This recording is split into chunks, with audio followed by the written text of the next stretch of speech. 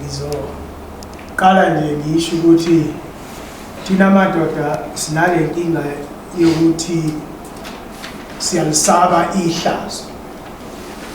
Siyayigqiba futhi izinto ezenzeka kuthina. Thina madoda siyahlukumezeka kakhulu. Ukuthi nje ingoba sinako ukubekezela njengamadoda. Ingakho kugcina izinto zethu masihlukumezeka uthola ukuthi siyazigqiba singakwazi ukuthi sithi coffee out ngazo. Ngizoshare istory sami. Mina ngihlukunyezwe umfazi wami oyiphoyisa for 5 years. Engihlukumeza lo mfazi benginongibekezela. Yabona uma umfazi ekushaya uyindoda abesethi phindisela phela khona uzobona.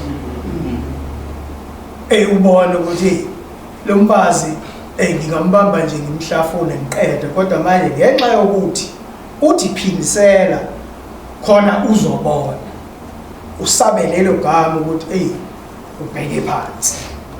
So kulo 5 years ungihlukumezile umfazi wami. Within 2 years bese ngasalala ekameleni. Eselala ekameleni lezingane. So kulo 2 years kuze kufinyelela lo 5 years engihlukumeza engishaya phambi kwezingane ngingaphindiseli ngibekezele khona ngigqibile ihlazo lami. Kukhona abafowethu ebengiye ngibatshela kodwa ngibatshela ngoba ngilindele ukuthi bangi advise ukuthi makwenze njani. Kodwa uthola ukuthi kunzima. So kulo 5 years ngihlukumezekile.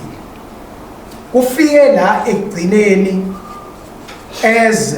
esephumile ekameleni bese kuba khona la sixabana khona. Ngizosho njalo ngithi sixabana kodwa uyena owangilimazayo. Engilimaza kusuka phina nginembuzo kulo mfazi ukuthi ngibuza ukuthi nkosikazi wami nje uhlezi ungishaya phambi kwezingane zami. Uthi lezi ngane zifunda zizokhula zinjani? Yini ezibukayo leyo yenzayo lezi ngane phambi kwazo? Impendulo yathi lapho anginayo impendulo yalokho. Ngaphinde ngabuza ngathi kahle kahle usengumfazi wami noma cha? Wathi anginayo impendulo yalokho. Uyabona ukuthi ngiyamdakelwa. Yila sukuma khona wangibamba amasele wawaqhumisa aqhuma nje amasele ngendlela ayewabambe ngayo. Ngasikhathi ngimbamba ngithi ngifuna ukumsusa phela kuona ndimo efaka inzipho aqhuma amasele nanama pictures yonke. So I decided ukuthi ngiyovula icala kwamakhutha ngoba ngibona phela ukuthi no, it's enough for me now. So lavula icala futhi kahle kamakhutha. Ngayihamba ke inkantolo yaseBumbu. Icala lihambe for 2 years full lingaqhubeka. Siloko siya thiwa liyahlehla liya ku decision eMlazi. Kulo 2 years ke lokuthiwa liyahlehla icala. Ubuya ama result esethi icala lisuliwe ngoba no eyewitness.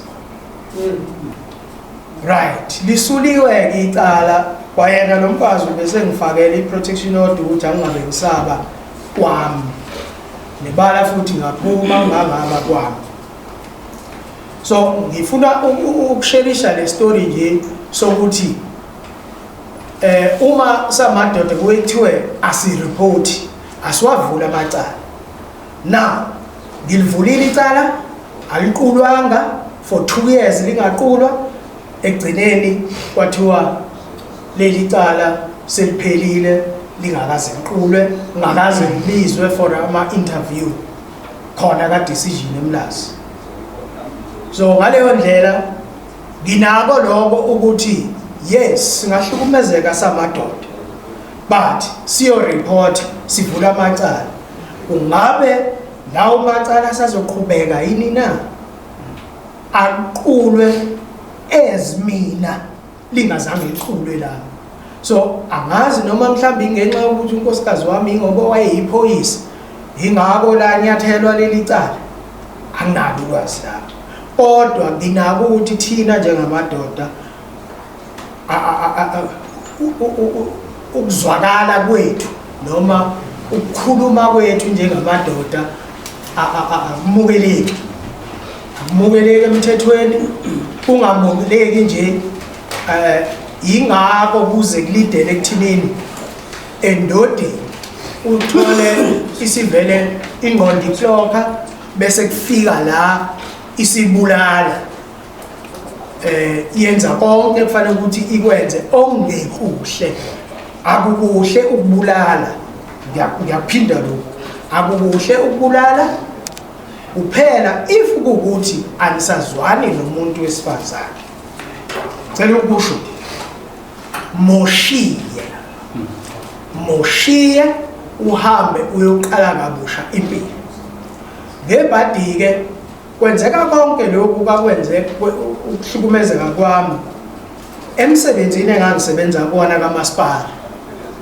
Kwaphoqa ukuthi ngize ngiresign nakhona ngoba umphathi wayengiphethe kwakhona emsebenzini kwakuwumuntu wesifazane, wayengihlukumeza kwakhona. Kwaphoqa ukuthi angiresign emsebenzini ngenxa yokuthi ngihlukumezeka ekhaya, ngihlukumezeka emsebenzini. So kwangiphoqa ukuthi angiresign. But nje engingakunxusa emadodeni ewonke, uma ubona ukuthi uyahlukumezeka, mshiye lowo muntu wesifazane uqala impilo kabusha. Akubona ukuphila uphila ngaphansi kokuhlukumezeka ngoba vele siyahlukumezeka. Phela into engayicela nje ukuthi siyacela ukuthi ke silalelwe samadoda ukuthi siyahlukumezeka, siyacela silalele ukuze kwehle izinga lokubulalana ngoba kusazoqhubeka ukubulalana, bayadelela abantu besifazane. Ngiyabonga.